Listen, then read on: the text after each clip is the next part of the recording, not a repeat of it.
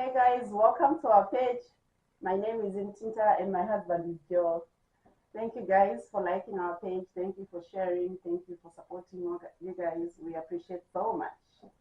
Yeah, so today's topic is about the strategy one can use on the site to find the right partner.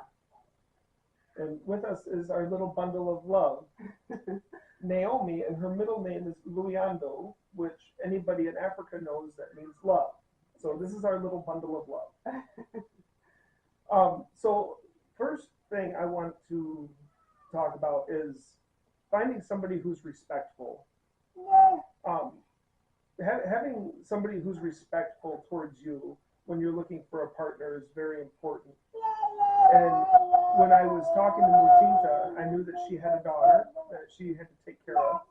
So we would be having a conversation and be like, "Oh, the baby's crying. I have to go feed her." I would say, "Okay, I will, talk to you when you're done with that, or message me when you're ready." I never pushed her for attention. I never pushed her to try and keep the conversation going because I knew she had something more important to take care of. I believe that you need to take care of the kid first. Adults come second. Yeah. Another thing about being respectful is, ladies, if you tell a guy you're going to go take a shower or a bath and he asks you for pictures, that is disrespectful. That is a huge red flag. That means he's probably only after one thing. He's not looking for love. And guys, same thing. If you're talking to a woman and before you've even met, she starts talking to you about how much money you make or finances, she's looking for somebody to take care of her. She's not looking for love. The first 3 months Mutinta and I chatted, we talked about what we wanted in a partner. We talked about where we had been in our lives. We talked about our dreams, where we wanted to go in our lives. And everything just clicked with us. Everything lined up. I got very lucky. I'm blessed to have found her. Thank you, baby. I'm blessed too. Yes. And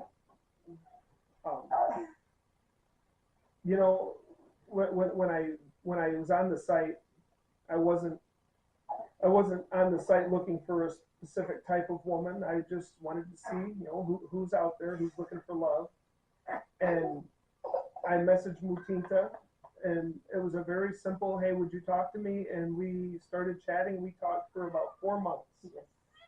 And in 3 to 4 months, we never talked about finances.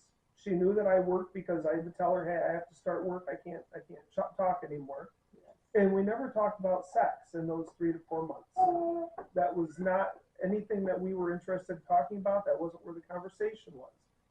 Most of the conversations were about her life in Africa and her culture, because I find the culture over there just amazing. It's so deep. Thank you. And in another video, the How We Met Part 2 video, we will talk about the culture and the rituals that we follow to become husband and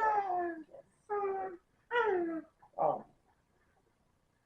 And the other thing, like my husband said, every good woman out there, good man, is looking for a good woman. A good man is looking for a good woman, and a good man is looking for a good man is looking for a good woman. A good woman is looking for a good man.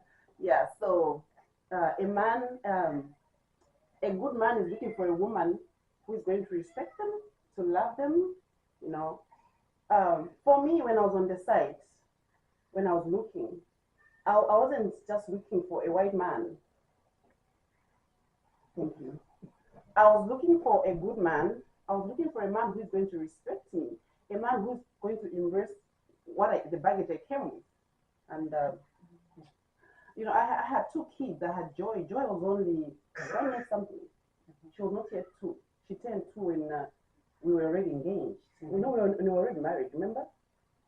Mm-hmm. Yeah. So she turned 2 when we were already married.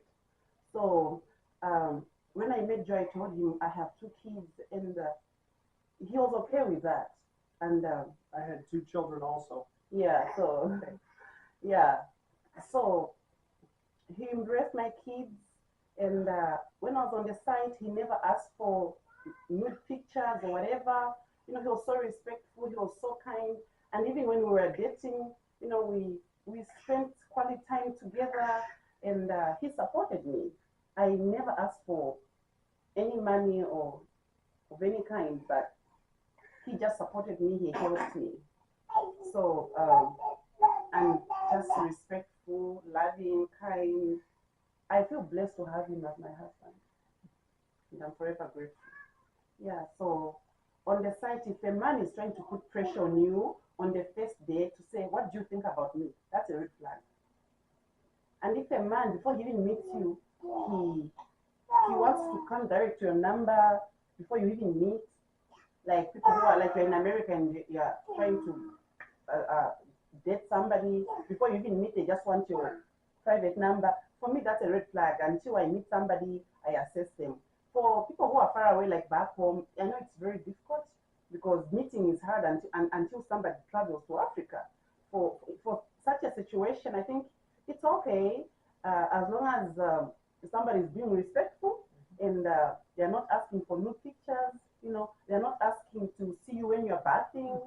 You know, yeah, and they're not putting so much pressure on you. Like I said, John never put so much pressure on me. He never asked for any new picture. He never, you know, he was just so respectful, and we spent quality time together. Yeah.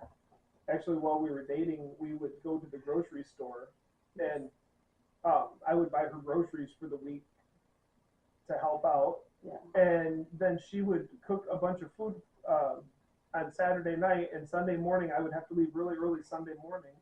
She would pack all the food up for me to take home, and she would basically feed me for the week because I was feeding her. She made them chima, meatballs. Yes. What else? And kale. And kale, tons of kale. Tons of kale. So he would eat that the whole week. He would warm the shima and eat, and you'd make him sleep. Yeah. Shima makes him sleep. Used to. It no longer makes you sleep. Not anymore. So I've gotten used to it. He eats a lot of shima, so he's used to it. He eats a lot of shima, okra, and kale. Yep. Yeah. And mushrooms.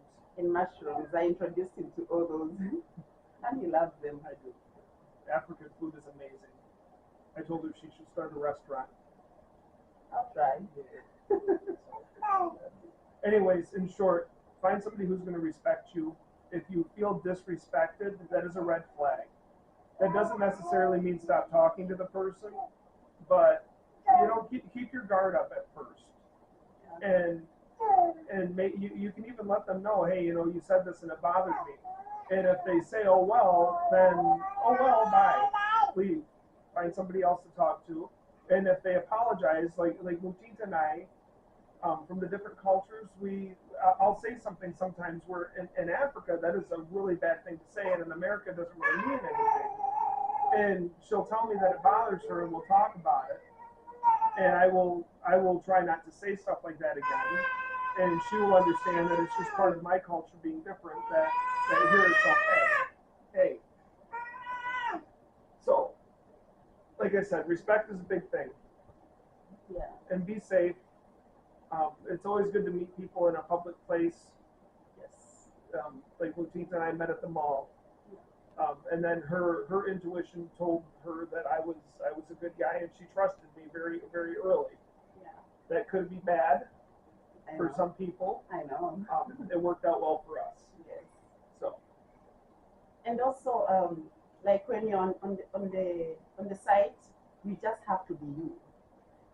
There's nothing you can do to like make somebody happy or please somebody you've never met.